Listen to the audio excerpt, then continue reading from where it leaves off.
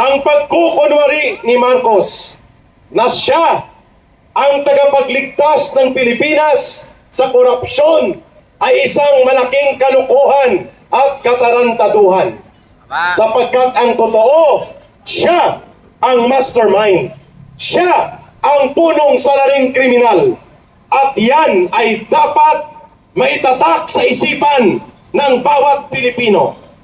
Walang mangyayari na pangungurakot at pangungulimbat sa kaban ng bayan kung hindi pinipirmahan ni Marcos ang sindikato at inistapa na budget. Walang ni singkong duling na lalabas sa pondo ng pamahalaan kung hindi si Marcos ang pumipirma ng budget. Diyan pa lang may pananagutang kriminal na si Marcos. Si Martin Romualdez, yan ang kaniyang major conspirator. Ibig sabihin po, kasabwat ni Marcos ang Kongreso, lalo na si Martin Romualdez. Si Lisa Araneta, ang bayaw niyang si Martin Araneta, ito ay bahagi ng malaking isang sindikato. Ang gobyerno ni Marcos, gobyerno ng sindikato. At ang sindikato may mastermind, tama? Si Saldico, operatiba nila sa loob ng sindikato na bumaliktad. Yan ang tama. Kasama si Lisa Araneta at ang bayaw ni Marcos at pati si Sandro Marcos involved sa isang malaking pamilyang sindikato. Yun ang tama at yun ang totoo. Kaya wag na tayong magpaligoy-ligoy pa. Ang kongresong ito, the worst Congress to ever exist, sapagkat yan ay pinagharian ng buhaya, magnanakaw at swapang sa pondo at kapangyarihan na si Martin Romualdez. Pero there will be no Martin Romualdez kung walang Marcos na nagbibigay proteksyon at otoridad kay Martin Romualdez. Tama? Yes! There will be no Saldico kung wala si Martin Romualdez na naglagay sa kanya. Tama?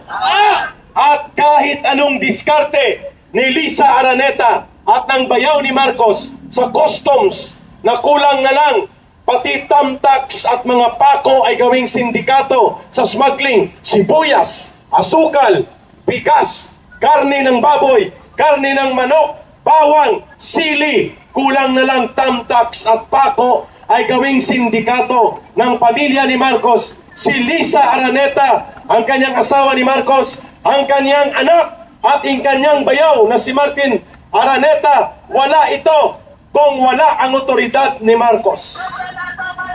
Kaya dapat ang sisingilin at uunahin na palalayasin sa poder upang pati ang mga sindikato na kasama niya, like si Martin Romualdez, si Marcos mismo, ang dapat mawala sapagkat siya ang nagbibigay ng kapangyarihan at otoridad para lumaganap at manatili ang sindikato sa gobyernong ito. Sa panghuli, ito na lang ang ibibigay ko.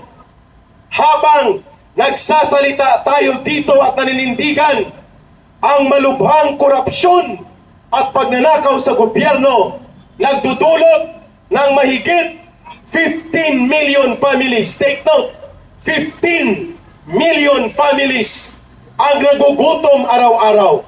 And that is around 75 million Filipinos ang hindi makakain 3 beses sa isang araw. Pero ang tarantado at sindikato ng gobyerno nagpapasasa sa pera at salapi mula sa dugo at pawis ng mamamayan. Kaya tama lang tawagin silang mga kriminal at dapat silang managot sa taong bayan. Maliban sa mahigit 15 million mga pamilyang Pilipino na nagugutom araw-araw, mayroon po tayong mahigit 4.2 million na mga Pilipino ang nawalan ng trabaho ngayong last quarter lamang. My goodness, 4.2 million times 5, that's around 20 million na mga Pilipinong pamilya ang walang trabaho, ang kanilang mga kamag-anak at sila ay tinatawag na mga sangkahig santuka, mga kababayan. Yan ang katotohanan. At ngayon, si Marcos nagpromesa pa na bibigyan daw niya ng increase ang base pay ng mga pulis, sundalo, at iba pang uniform personnel. Pero walang pera na panggagalingan sapagkat uutang pa siya ng magkano? 1.6 trillion pesos. Doon pa ang panunuhol niya kukunin sa pangungutang niya at ang magbabayad taong bayan.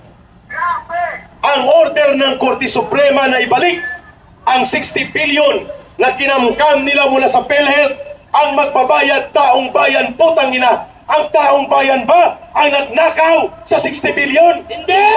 Pero bakit tayo magbabayad? Katarantaduhan, kalukuhan, kainutilan, kabulukan ng isang gobyernong sindikato. Magnanakaw ka na at kukunin mo ang pera ng mamamayan, ipapabalik mo sa taong bayan. Anong uri ng tao ka? Buaya! Oh, ayun, Salot! kaya ang tawag sa kanya, si Marcos ang salot sa kasalot-salutan sa lipunang Pilipino. Tama! Pinakasalot na naganap sa ating bayan. Yan ang totoo at yan ang tamang pananaw natin. Kaya ang paniningil at pagpabayad sa kanila manggagaling sa taong bayan. At sa panghuli, hindi komo tayo ay maliit ang bilang, hindi naririnig ng taong bayan ang ating mga paninindigan at hinanaing. Ang social media, nandyan kayo. You multiply yung ating mensaheng ito at nakakaabot ito sa buong daigdig. Walang people power na naganap overnight. Ang people power pinagsusumikapan, pinagtsatsagaan, at pinupundar at pinapanday. Yun ang ginagawa natin. Bakit tayo nandito? Nagpupundar, nagpapanday, at pinubuo natin ang totoong people power. Tama! Yan ay magaganap. Hindi pa ito tapos na pagtitipon. Hindi bilang ang sukatan, kundi prinsipyo at layunin, kagaya ng ipinapakita ni Congressman Miao Kiko Barsaga. May boses, may paninindigan at malinaw para sa taong bayan. Klaro po na ang AFP at PNP kikilos lamang sila kung ang taong bayan ay tumitindig at sama-samang kumikilos upang baguhin at palitan ang nabubulok na gobyerno ng mga sindikato at kriminal na pinamumunuan ni Marcos at nila Romualdez. At yan ay magaganap. Walang makakapigil sa pagdaloy ng kasaysayan. At lahat po tayo tumayo at ating awitin ang panghuling awitin, pati ang ating mga media and social media commentators and bloggers. Please everybody, join kay Eric. Alapit po kayo, mga kababayan, ang bawat mamamayang Pilipino.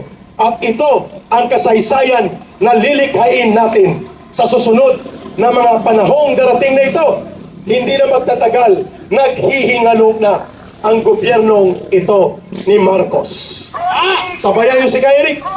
Kay sarap mabuhay sa sariling bayan kung walang alipin at may kalayaan. Ang bayang sinisil bukas ay papanon din ang silang ay pupula sa timyas ng paglaya. Everybody, ibon mang may layang lumipad, kulungin mo at umiiyak. Bayan pa kayang saktal dilag, ang dimag na sang makaalpas. Pilipinas kong minumutya, pugad ng luha at dalita, aming adhika, makita kang saktan, laya.